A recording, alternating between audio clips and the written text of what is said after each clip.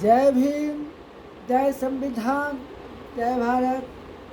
मैं महंत माझी सशक्त भारत चैनल पर इंजीनियर हरिकेश्वर बाबू के साथ आज बात करेंगे कि जो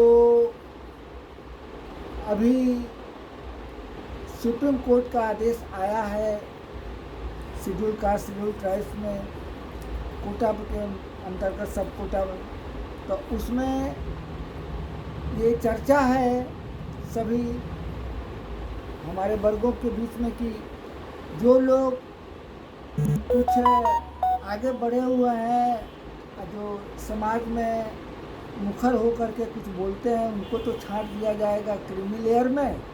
आज जो बचे हुए हैं उनको छांट दिया जाएगा एनएफएस में। तो हम चाहेंगे कि दर्शकों को बताइए कि किस प्रकार से एनएफएस में छंटनी कर दिया जाएगा। ये एनएफएस इनको समझाइए, बताइए। देखिए, एनएफएस का फुल फॉर्म होता है नॉट फाउंड सिटेबल। ठीक। पहले क्या होता था कि शेड्यूल कास्ट का पद रहता था, पद रहते हुए और कैंडिडेट उपलब्ध नहीं, ठीक है, तो लिखा जाता था एनएफएस नहीं, सीट इज अवेलेबल, अच्छा but candidate is not available. अच्छा, मतलब सीट अवेलेबल है लेकिन हाँ। कैंडिडेट अवेलेबल नहीं है। नहीं है, ठीक है। अब धीरे धीरे धीरे जब कैंडिडेट अवेलेबल होने लगे हाँ, कैंडिडेट available, but और not suitable। हाँ मिलने लगे, हाँ, तो ये प्रक्रिया शुरू हो गई कि कैंडिडेट इज अवेलेबल हाँ, but not not suitable, suitable। But not suitable, ठीक है। अच्छा, और ये मान लीजिए कि प्रक्रिया चलने लगी। तो अभी का स्थिति में ये जब आपने चर्चा किया कि जो सुप्रीम कोर्ट का जो वर्गीकरण का फैसला आया तो तहलका मच गया, विवाद मान लीजिए फैल गया। ये भी चर्चा का विषय बना कि भाई जो शेड्यूल कास्ट के जिसको आप कह रहे हैं कि बहुत आगे बढ़ गए हैं, उनको तो एनएफएस लगा के जाने ही नहीं दे रहा। अच्छा, हाँ, सेंट्रल यूनिवर्सिटी में जितना मान लीजिए कि यूनिवर्सिटी में निकल रहा वैकेंसी प्रोफेसर का, असिस्टेंट प्रोफेसर का, लेक्चर का, तो वहाँ पर तो सब सीट खाली है। अगर मान लीजिए कि योग्य व्यक्ति जाते भी हैं तो उनको एनएफएस नॉट फाउंड सुटेबल कह के छाट दिया जा रहा है। तो अगर इनको ये वर्गीकरण के आधार पर और इनको क्रिमिनल के आधार पर अगर छाट दिया जाएगा तो उनकी क्या दुर्गति होगी, जिनकी शिक्षा और आर्थिक स्थिति खुद दयनीय है, हाँ, तो वे किस परिस्थिति में वहाँ जाएंगे? जाइए नहीं करेंगे, जाएंगे ही नहीं, तो छट जाएंगे। छट जाएंगे।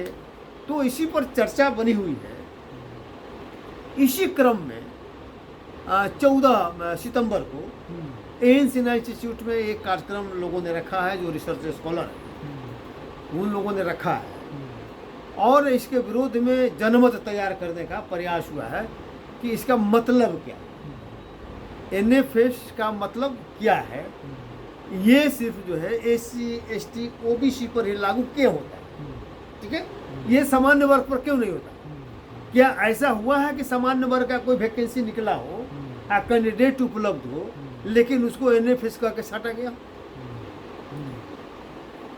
क्योंकि जो आपके पास उपलब्ध रहेगा उसी में से ना आपको सिलेक्ट करना है, जो चीज़ आपको उपलब्ध रहा उसी में से सेलेक्ट करना है, उसी के हिसाब से आपको स्टैंडर्ड निर्धारित करना है। ऐसा नहीं कि ऐसा निर्धारित कर दीजिए कि कोई एक आदमी मिले ही नहीं।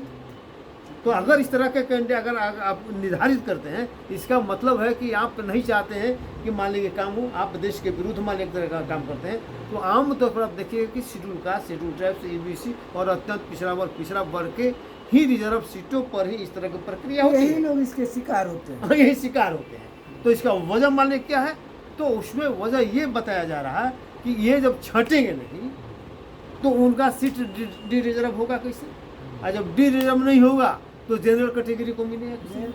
तो जनरल कैटेगरी को रिजर्व सीट भी मतलब छीन के दे देने के लिए ही एनएफएस एक तरह से मान लीजिए कि उसका हथियार बनाया गया, एक तरह से उसको ईजाद किया गया, ठीक है। अब सवाल उठता है कि अब बताइए कि जो वैकेंसी निकलती है तो वैकेंसी में तो स्पष्ट रहता है ना कि भाई कहीं पीएचडी होना चाहिए, नेट क्वालिफाई होना चाहिए, इतना मार्क्स होना चाहिए। जब इतना मार्क्स वाला अगर आदमी आपको मिल रहा है तो योग्य तो सभी है जो इस जो इतना चीज़ उसके पास है तभी फार्म भरता है। अगर मान लो कि उसका स्क्रूटनी भी सही पाया जाता है, इसका मतलब उतने लोग आपके उस पद के योग्य हैं, ठीक है। लेकिन जब ज़्यादा कैंडिडेट हो जाता है, जैसे मान लीजिए कि सीट कम है और ज़्यादा कैंडिडेट तब उसमें होता है कि भाई उसमें बेस्ट को चुनिए। तो बेस्ट को चुनने के लिए आप मान लीजिए इंटरव्यू लीजिए या आप मान लीजिए कि आपका रिटन एग्जाम लीजिए और उसमें बेस्ट को चुन लीजिए, भर दीजिए। अगर कैंडिडेट कम है तब तो सबका ले लीजिए, तब उसमें अलग से मान लीजिए कहाँ सवाल होता है। तो इसका मतलब है कि ये schedule caste, schedule tribes, OBC के छात्रों को, रिसर्च स्कॉलर को छांटने के लिए, उनके स्वाभिमान को गिराने के लिए ये सारा मान लीजिए प्रचलन, मान लीजिए कि जो समंती वर्ग के लोग हैं, जो ब्राह्मणवादी सिस्टम के लोग हैं, जो वर्चस्ववादी लोग हैं, मनुवादी लोग हैं, उनके द्वारा जानबूझ के ऐसा किया जा रहा है। और इसके लिए लेकिन अब जैसे ST OBC के लोग जागरूक हो गए हैं। अब मैं समझिए कि चर्चा चलने लगी है और 14 तारीख को मान लीजिए कि इस पर विमर्श भी होना है। तो हमको लगता है कि इसके बाद लोगों में ये क्या चर्चा का विषय बना हुआ है ही, लोगों में ये बड़ा आक्रोश भी धीरे धीरे धीरे बढ़ता जा रहा है कि ये जानबूझकर, खासकर जो मोदी सरकार जब से आई है तो सेंट्रल यूनिवर्सिटी तक कहिए ही नहीं। उसी क्रम में आप देखिए कि रोहित वेमुला की भी हत्या हो जाती है, रोहित वेमुला की हत्या हो जाती है। और हमको तो सुनने में आ रहा, बहुत लोग ये चर्चा करता है कि अगर सेंट्रल यूनिवर्सिटी में आपको असिस्टेंट प्रोफेसर में जाना है तो किसी न किसी RSS के लीडर का रिकमेंडेशन चाहिए।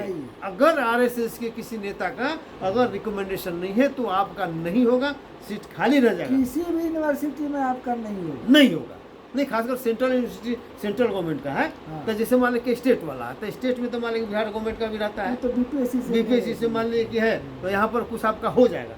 लेकिन सेंट्रल यूनिवर्सिटी में उसी का होगा जो RSS द्वारा रिकमेंडेड होगा। ये मान लीजिए कि चर्चा का विषय माना हुआ। इसके चलते धीरे धीरे और भी आक्रोश बढ़ता जाएगा, है कि नहीं। तो हमको लगता है कि इस आक्रोश को मोदी जी को देखना चाहिए, समझना चाहिए और ऐसे इंस्ट्रक्शन करना चाहिए कि भाई इस तरह से जब सीट है, कैंडिडेट कम उपलब्ध है तो इसमें NFS लगाने का कोई मतलब नहीं है। इसका मतलब है कि आप जानबूझ के उसको नीचा दिखाने के लिए, उसके स्वाभिमान को गिराने के लिए और मान लीजिए कि सीट को छीन के जनरल कैटेगरी के वर्चस्व को बढ़ाने के लिए आप देते हैं, है कि नहीं। तो ये किसी भी रूप में सही नहीं कह सकता है कि नहीं। तो साथियों, कैसा लगा आपका ये वीडियो? हमको लगता है कि अच्छा लगा होगा। तो निश्चित रूप से आप सब्सक्राइब करिए, आगे बढ़ाइए, शेयर करिए, लाइक करिए, ताकि ये हम इस तरह के और वीडियो हम लोग बनाते रहें। जय भीम, जय भारत, जय संविधान।